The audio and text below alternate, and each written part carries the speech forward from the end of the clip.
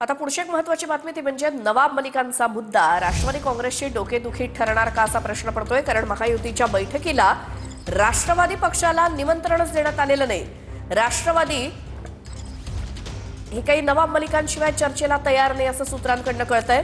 त्यामुळे भाजप नवाब मलिकांशिवाय चर्चेवरती ठाम असल्याची माहिती सूत्रांकडून मिळते। त्यामुळे महायुतीतून एनसीपी निवडणूक लढणार की पर्यायाची चाचपणी करणार हा देखील प्रश्न आहे। अधिक माहितीसाठी जाऊयात। आमचे प्रतिनिधी अक्षय मंखडे आपल्यासोबत फोन लाईनवरती आहेत। अक्षय, महायुतीची बैठक होतीये मात्र त्यात अजित पवारांचा पक्ष नाही, कारण काय?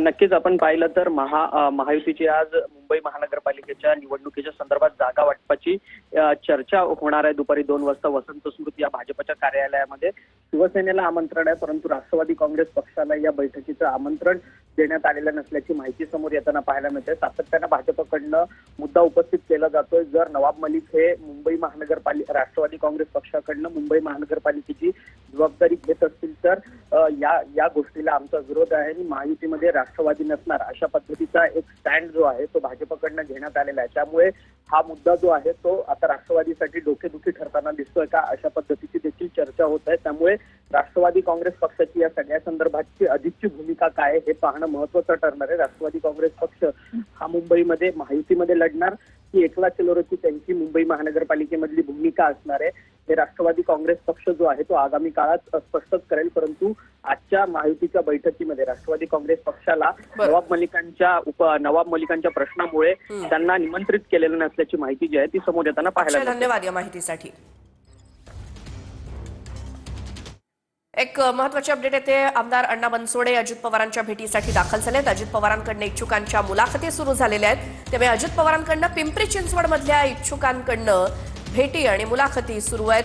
भेटीसाठी जात आहेत नेते आणि इच्छुक। तर पिंपरी चिंचवडमध्ये दोन्ही राष्ट्रवादी एकत्र लढण्याची देखील शक्यता आहे असं सूत्रांकडून कळतंय।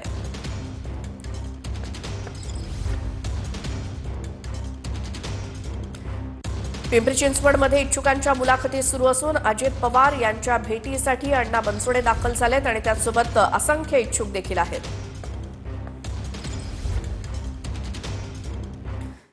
महापालिका निवडणुका जाहीर होताच पिंपरीमध्ये राजकीय हालचालींना वेग आलाय। दोन्ही राष्ट्रवादींनी पिंपरीमध्ये एकत्र लढावं असं सुप्रिया सुळेंनी नाना काटेंना फोन करून सांगितलं। कार्यकर्त्यांनी आपापसात निर्णय घ्यावा अशा देखील सूचना सुप्रिया सुळेंनी केल्या आहेत। पिंपरीमध्ये दोन्ही राष्ट्रवादींनी एकत्र लढावं असा कार्यकर्त्यांचा सूर आहे, तर मतविभाजनाचा फायदा भाजपला नको अशी भूमिका पवारांच्या राष्ट्रवादीची आहे। सुप्रिया सुळेंचा तुम्हाला फोन वगैरे आलता असं काय समजतंय? माझ्या मुलीचं लग्न असताना ताईंनी शुभेच्छा आणि शुभाशीर्वाद देण्यासाठी माझ्याशी संपर्क साधला असता आगामी महापालिकेच्या निवडणूक संदर्भात त्यांनी चर्चा केली असता आपल्या मताची विभागणी न होता आपण एकत्र लढावे, आपण ग्राउंड लेवलला चर्चा करावी अशी माझ्याशी चर्चा झाली होती। दादांना बोलणार आहे का? आज ताईंचा फोन आलता किंवा दादांशी बोलणं झालं? बोलणार आहे, आज बोलणार आहे। राष्ट्रवादी काँग्रेस पार्टी शरदचंद्र पवार पक्षासाठी राजकीय शत्रू सगळ्यात एक नंबरचा कोण असेल तर तो भारतीय जनता पक्ष आहे आणि त्या दृष्टीने भारतीय जनता पक्षाला कोणत्याही परिस्थितीत फायदा होणार नाही यासाठी काय करता येईल असा आमच्या सगळ्या कार्यकर्त्यांचा प्रयत्न आहे। मतविभाजनाचा फायदा हा भारतीय जनता पक्षाला व्हायला नको आणि म्हणून जर हे मतविभाजन टाळायचं असेल तर समविचारी पक्ष असतील किंवा बाकीचे इतर पक्ष असतील भाजप सोडून या सगळ्या पक्षांशी चर्चा करायला काय हरकत आहे। तर पिंपरी चिंचवड पालिकेसाठी सर्वस्व पणाला लावणार अशी प्रतिक्रिया अजित पवार यांची। पिंपरी चिंचवड महापालिका जिंकण्यासाठी अजित पवारांनी निर्धार केलेला आहे। सर्वस्व पणाला लावणार पिंपरी चिंचवड महापालिका जिंकण्यासाठी अजित पवार यांच्या राष्ट्रवादीकडनं पूर्णपणे प्रयत्न केले जाणार। त्या संदर्भात मुख्यमंत्र्यांनी सांगितलेलं तेच फायनल असेल। त्या संदर्भात मी ह्यावेळेस काही करून पिंपरी चिंचवड महानगरपालिका राष्ट्रवादी काँग्रेस पक्षाची आणण्याच्या करता मी माझं सर्वस्व पणाला लावणार आणि मला तिथल्या जनतेवर विश्वास। ही मनात शंका आणू नये की मुंबई महाराष्ट्रापासून वेगळी केली जाईल, मुंबई तोडली जाईल, कारण निवडणुका आल्या की अशा प्रकारची टीका होत असते। म्हणून या सभागृहामध्ये मी निश्चितपणे सांगतो की मुंबई कालही महाराष्ट्राची होती, आजही महाराष्ट्राची आहे आणि जोपर्यंत चंद्र आणि सूर्य आहे तोपर्यंत ती महाराष्ट्राचीच राहील। सूर्यचंद्र तुमच्या भाजपाचे नोकर नाहीये। सूर्यचंद्र तुमच्या भाजपचे नोकर नाहीत. सूर्यचंद्र आहेत ते राहतील. जब तक सूरज चांद रहेगा या घोषणा आम्ही पण देतो. पण सूर्यचंद्र तुमच्या मालकीचे नाहीत. जरी तुमचा देश मालकीचा तुम्ही एक लोकशाही मालकीची केली असली तरी सूर्यचंद्र स्वतंत्र आहे आणि सूर्यचंद्राचा आशीर्वाद मुंबईतल्या मराठी माणसाला आहे. तर राजकीय स्वार्थासाठी मराठी माणसाला वापरलं, डोळे मिटून यांनी पालिकेमध्ये 25 वर्ष खा खाल्लं, असा हल्लाबोल आशिष शेलार यांनी उद्धव ठाकरेंवर केलाय. आता तारीख ठरलीय, वारही ठरलाय. महापालिका निवडणुकीवरनं आशिष शेलार यांनी निशाणा साधला.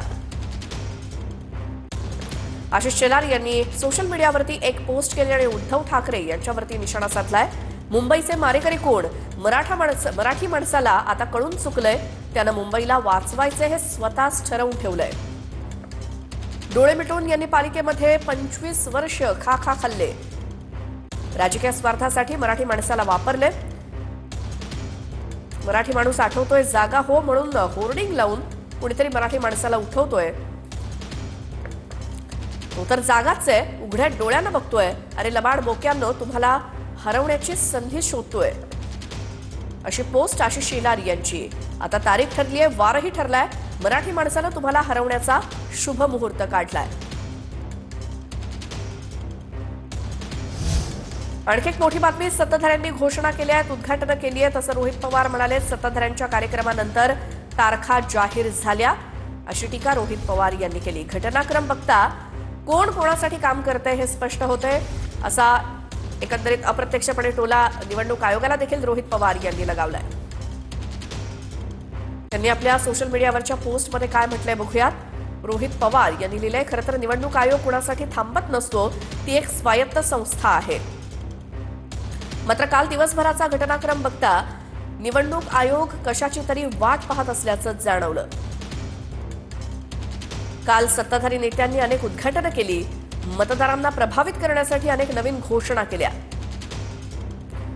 आणि हे सगळं झाल्यानंतर निवडणूक आयोगानं पत्रकार परिषद घेऊन निवडणुका जाहीर केल्या असं म्हणायचं का, असा सवाल रोहित पवार यांनी सोशल मीडियावरती उपस्थित केलाय. हा सर्व घटनाक्रम पाहिल्यानंतर नेमकं कोण कोणासाठी काम करतंय आणि कोण कोणाचं ऐकतंय हे स्पष्ट होतंय. लोकशाहीची अशी गळचेपी होताना मात्र आम्ही अनेक कारवाया होऊन देखील लोकशाही वाचवण्यासाठी लढत आहोत. मात्र अशा एकाधिकारशाहीमुळे खऱ्या अर्थानं लोकशाही टिकेल का, असा प्रश्न सर्वसामान्य जनतेला पडलाय. अशी पोस्ट रोहित पवार यांची. #निवडणूक आयोग, लोकशाहीची गळचेपी आणि एकाधिकारशाही असे हॅशटॅग वापरून रोहित पवार यांनी पोस्ट केली आहे.